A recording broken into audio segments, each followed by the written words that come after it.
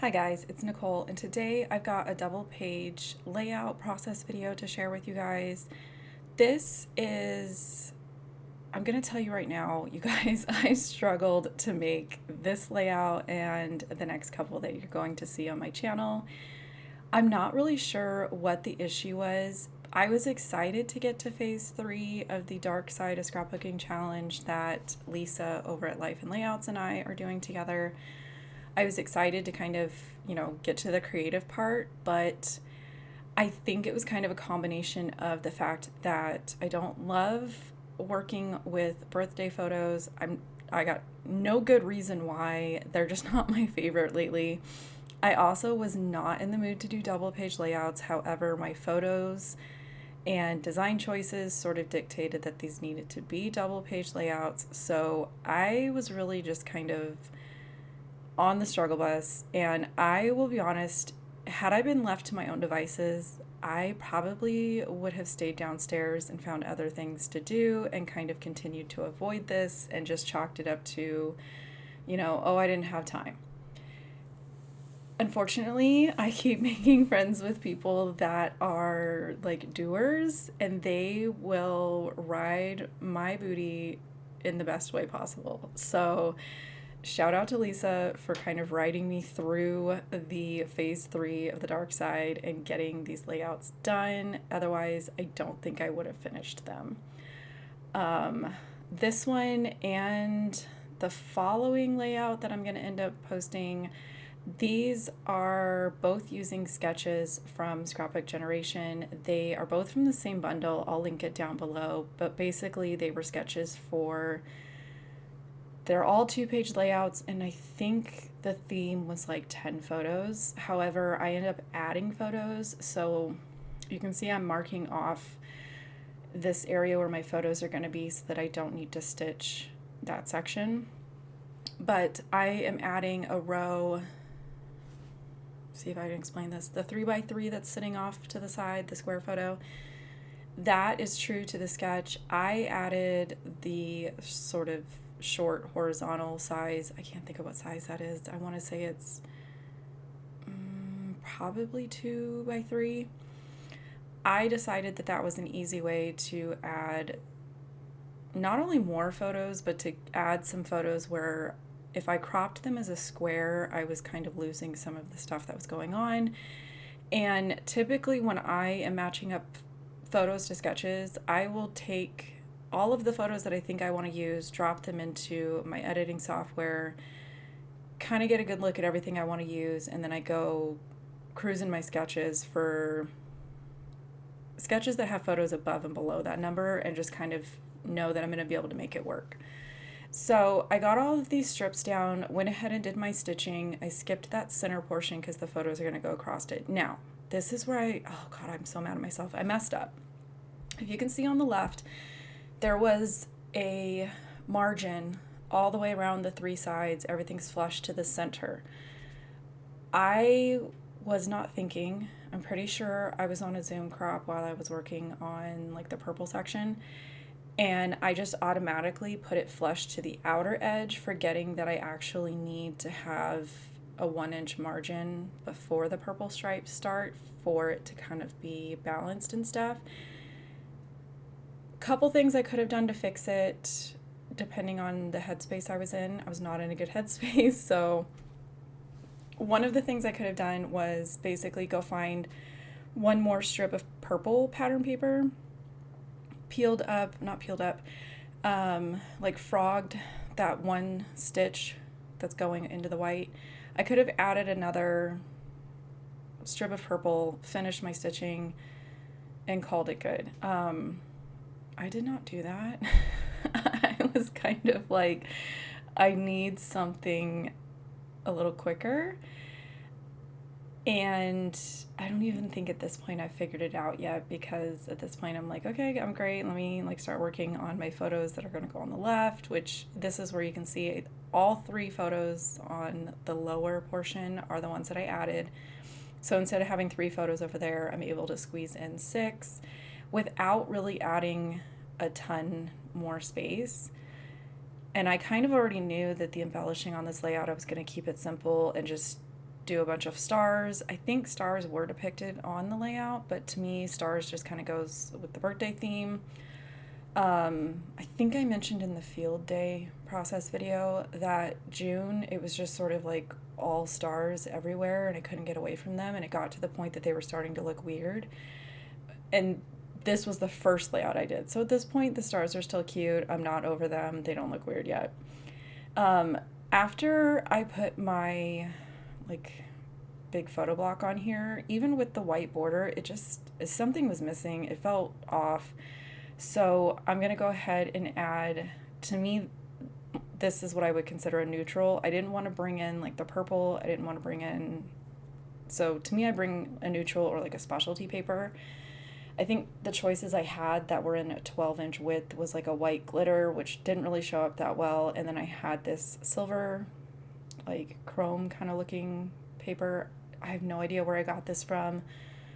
More than likely, probably Michael's 10 years ago. I used to buy the single sheets of like specialty paper like this to do die cut titles and stuff like that. So I just took a border punch and used those strips to kind of give myself some definition. This is around the point of the process where I realized the math is not mathing, and it was not difficult math. Everything was based on a 4-inch section. So my photos are 4x4s. Those smaller ones I think are like 3.5 or 3.25 squared. Everything should line up because even those smaller ones, they're going to go on a 4-inch mat. So I'm going, things are good at this point. Things are lining up. Everything's great. I don't know how I just completely ignored the fact that that margin needed to kind of happen, because typically I stick with the sketch for a little bit longer in my process before I sort of ditch it and start going off on my own. So I was a little bit confused with myself as far as like how I had managed that, but at this point I shouldn't be surprised. Spoiler alert, my June did not go super smooth, even knowing that the dark side challenge that we've created, like I knew that the first month was going to be trial and error and kind of learning and creating that workflow. This is where I'm like, what the heck? Why do I have this gap? So I decided to just cut everything off of the white paper and glue everything back on to a full-size sheet of paper. You can tell the difference. You can tell that the purple stitched strips kind of stick up, but I was like, I am not redoing that stitching. I'm not redoing, like, we're gonna cut it up. It's gonna be fine. The theme of June was it's fine, which I kind of had to tell myself a lot in order to move on. Second sort of mistake or goof was I don't know if I just didn't pay attention or what the deal was, or if I forgot that I needed to go back. My intention was to print another photo so that this section matches the stuff on the left, where I've got that extra row of skinny photos with this border on either side of it. No, it was about this point when I realized I did not do that, and I just did not have it in me to go and hunt down another photo. And more than likely, it would have been like just a filler photo. It wouldn't have been like a top choice anyways. So I just decided to have my left and my right not be balanced, and it's fine. After that, I worked on my die cut title. I don't think I filmed the larger Mermazing word that I stitched through.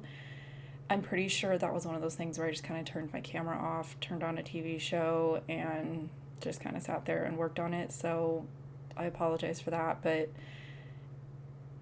I've done it enough times. I can try to throw a link to a video in the eye to the zoo layout where I stitched through the letters as well.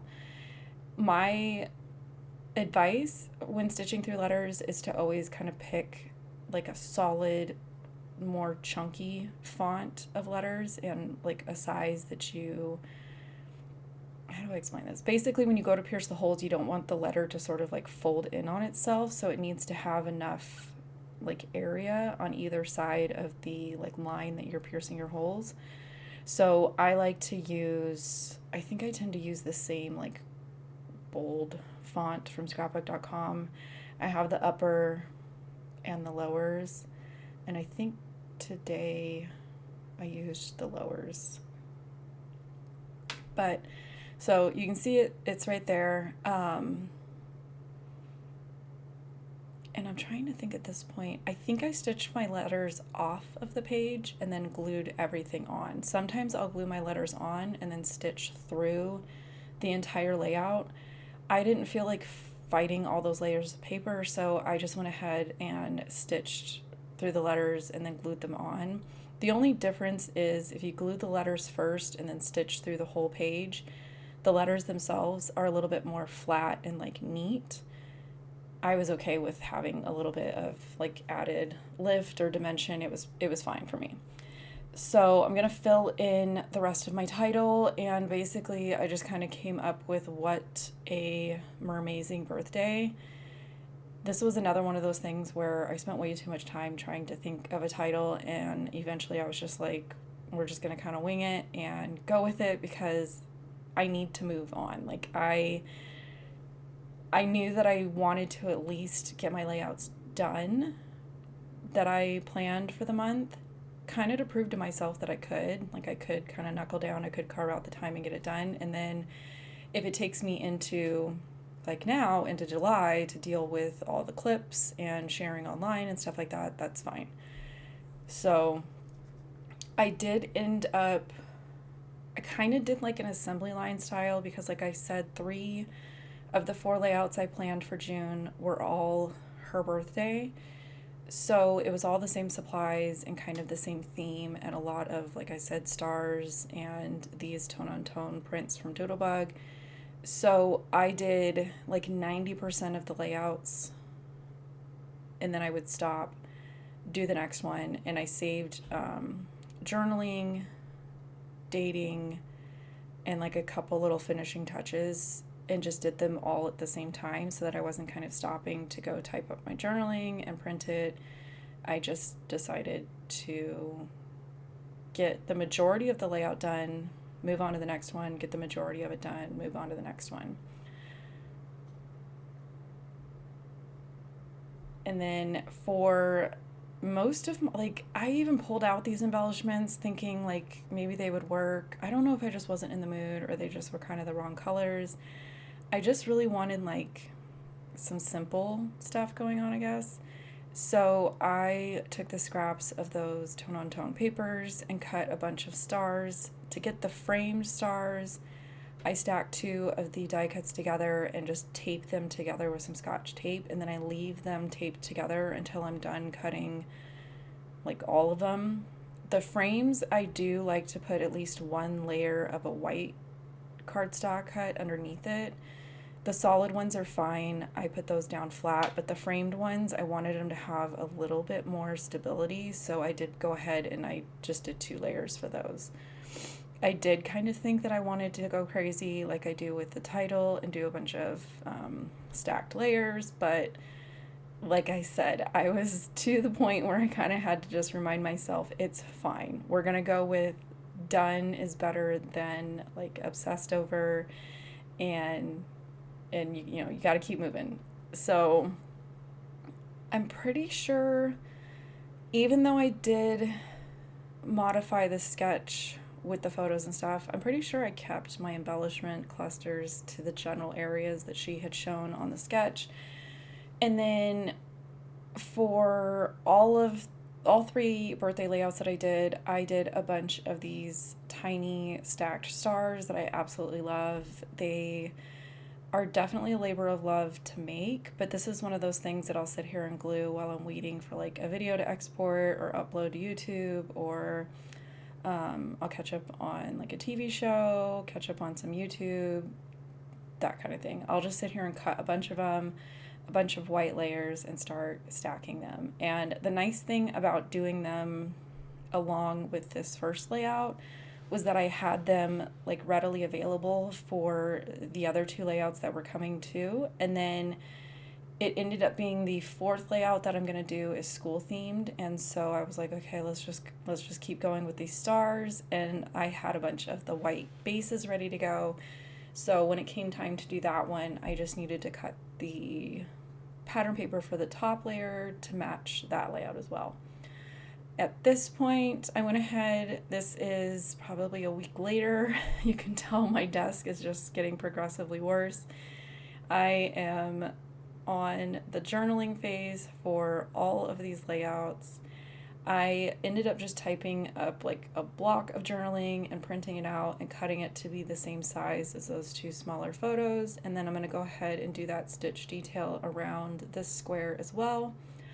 And then I kind of felt like above and below was just a little bit too much open space for me. So I'm just going to fill in with some, these are like label stickers from old Simple Stories Snap product. It's one of those supplies that I like never purge because they're good basics, and because they're basic colors, you can kind of mix them in with pretty much anything. And then I just filled in with some of those leftover stars that I had. I did find a little phrase sticker from, I think it was like a Bella Boulevard spring sticker sheet. Went ahead and added the date to the party, and then I'm going to go ahead and fill in with more of those little tiny stars. I think the die that I use for these specific stars is sold out. However, I have a couple different sets that I like to recommend, so check the description box below if you're looking for like the tiny confetti ones. But I mean, the stars and the hearts are like top tier, and then it's the alphabet dies for me. So with that, I'm gonna catch you guys later with another layout for the dark side. Until then, bye.